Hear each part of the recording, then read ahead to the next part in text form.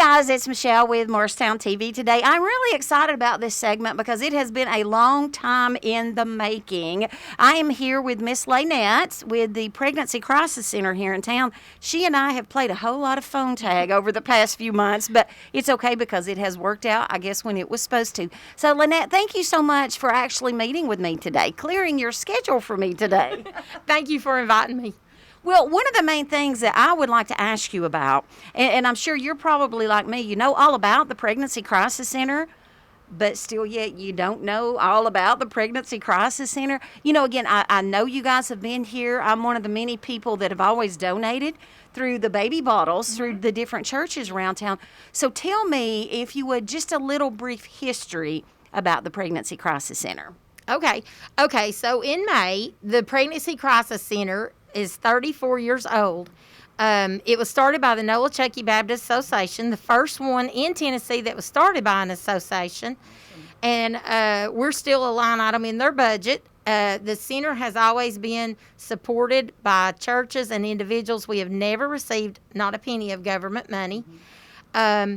We do you want me to go ahead and tell you like what all the services are? Oh, absolutely, because this is new to our friends as well as me. So yeah, if you would, please do. So in the history of it, it was started in May because it was at Mother's Day. That's why they started. And, of course, it's a pro-life ministry. So we offer pregnancy tests, and we do a clothing room to try to come alongside the ladies. And they can come through their pregnancy until the child's 2 years old. So as things went on, we wanted to do something in addition to that. And so we started our Promise class. And they can join that during pregnancy, and they can stay in it until the baby's a year old. And so everything is new. You mentioned donating. Everything here is donated. We do the baby bottle drive for diapers and to support our ultrasound. We do have an ultrasound, a limited obstetrical ultrasound that we can use. It has a lot of restrictions, you know, and there's a lot that we can't do like a medical facility could. But in that Promise class, everything is new that's donated to the center, we put in there for those girls. So, literally, we will take any baby item. I mean, if it will be for a newborn to 2 years old, we'll accept it. As long as it's in good condition, right? Yes, as long as it's in good condition, right. We want to. I'm sorry, go ahead. That's okay. We want to give out nice things, you know, to keep a good reputation in the community. Well, let me ask you this. You were talking about the ladies, the girls, the ladies who come here. Now, is it a case of where they have to be referred by a doctor or an agency, or do people just come on their own? Oh, that's a good question. No, they literally can just come on their own. They just hear about it, you know, through word of mouth or ever how they hear about it. We also have we've built a strong community with our agencies in town. So we all resource together. So sometimes they'll be referred here, but they don't have to be. And also they do not have to be in Hamlin County. They can be in any surrounding county, and they can come here. So this is just basically from the onset of the pregnancy all the way through the delivery. This is a major support system, right? Yes, it sure is, yes. Well, let me ask you this. What about, now you were talking about the class, what'd you call again, Promise? It's the Promise class. Promise class. So does that also entail, do you teach things about how to change diapers? Because, you know as well as I do, when you have a baby, there's no book that comes with it. So, which end does this diaper go on? But, do you teach things like that? Do you teach how to clip fingernails? What all do you do in that class? Not so much. Usually if you we have did that before, but usually that would be in a situation where the girl would most likely reach out to us, and just, if she has, we try to just build a relationship. So whatever they have that we can help them with, they just talk to us about it. So during the virus, we've had to change our services, how we do them. So they used to come every month for the clothing room. So now they come every other month. They just call, everything here is done by appointment, everything now.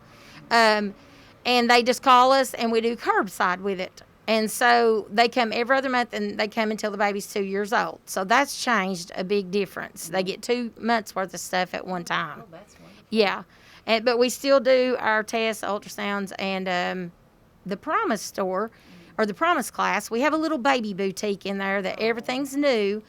And there's a door that actually leads into that. And so those clients actually get to come in and shop with their little points that they earn through the class, and they get to shop and get stuff. Oh, okay. So by them actually attending and learning things, they get rewarded that way. Yes, they get points, and 1 point equals $2.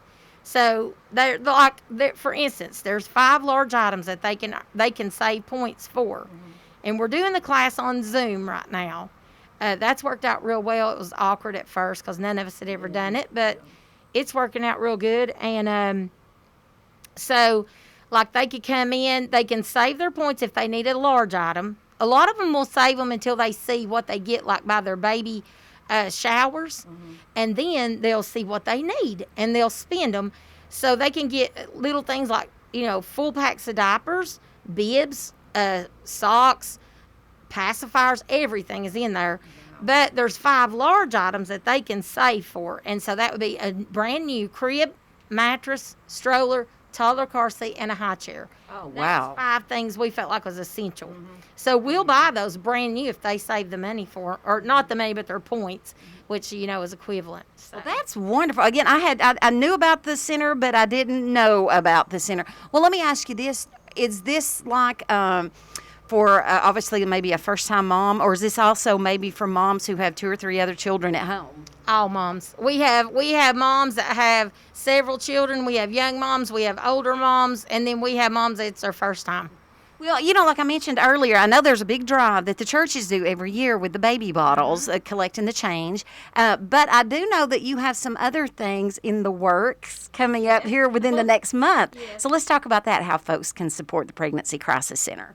Okay. So last year would have been our 5th, or the year before was our 5th 5K. And so in 2019, so we had it in the front of Walter State, and you go around the College Square Mall and come back and end in front of Walter State. So you can run or walk the 5K. It's called the Push Through the 5K. You can get the link on our website at www.morristownpcc.org, and you can just sign up online.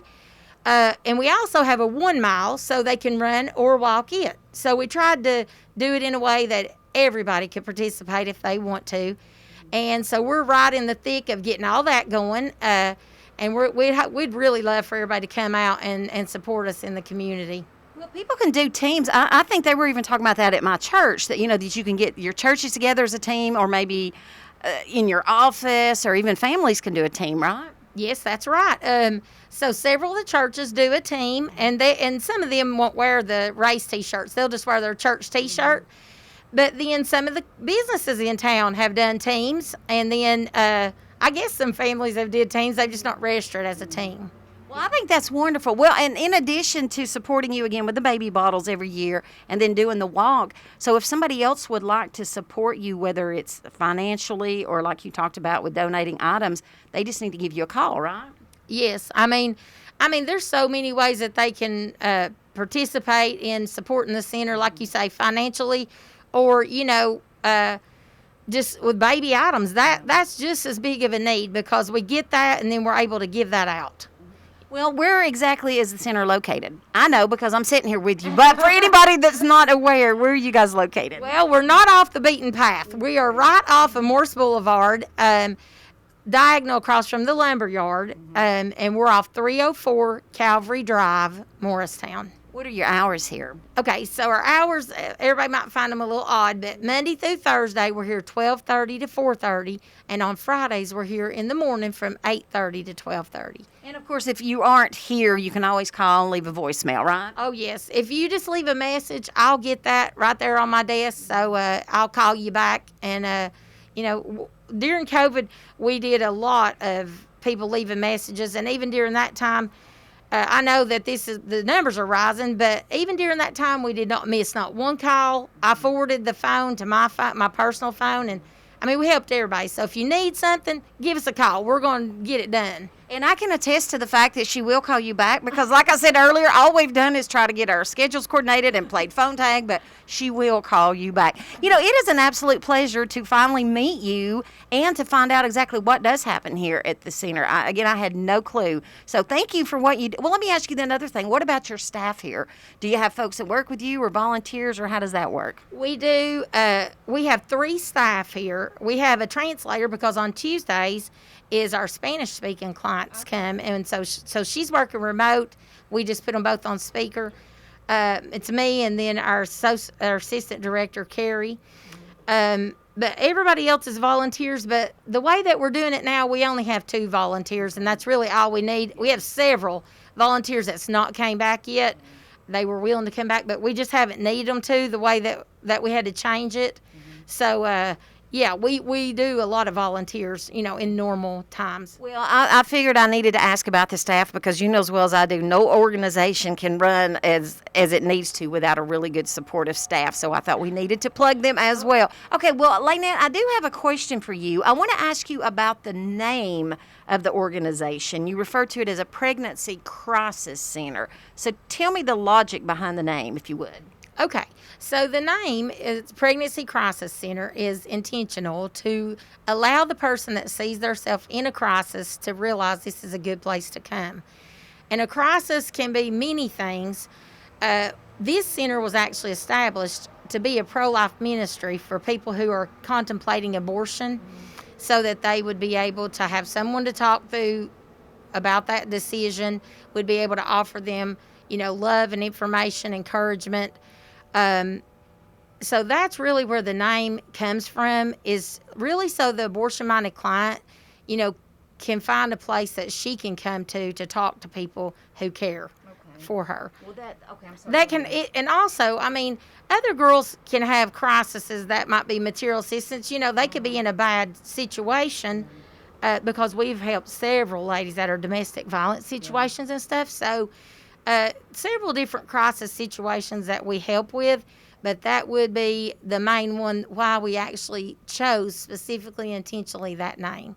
So again, somebody who may be, like you say, contemplating an abortion, you are a wonderful resource for them to come and talk to and find out there are things, other alternatives that they can do, right? Yes. We just want them to see that they have other choices because some of them feel pressured to do that, and that may not really be the decision they're wanting to make, but they feel like there's no other way, so we just want them to know there is another way. Well, I think it's wonderful. I'm glad. I know you said that there for a while it was named the Pregnancy Support Center, but I'm glad that you guys changed it back to Pregnancy Crisis. I think that's going to make a big difference in a lot of people's lives. We hope so. We're trying to make a difference, and our slogan or our theme is to see babies born and mothers born again. Guys, if you want some more information about this, you know, again, Tony will put a phone number up at the bottom of the screen, and of course you can always check out their website. And if you'd like to be part of the run or walk, coming up, tell me again when it is in September. Okay, well, we thought this matched us, so we're doing it on Labor Day since it's a pregnancy crisis center. So it'll be September the 6th at 8 o'clock in the morning at Walter State. Okay, top that. So you're having the Labor Day walk for the Pregnancy Crisis Center. Again, Lynette, thank you so much. It's so nice to meet you, and best of luck with everything. Guys, stay tuned to Channel 7 Morristown TV today. When you tune into us, you find out about really cool things happening right here in your hometown. We'll see you next time.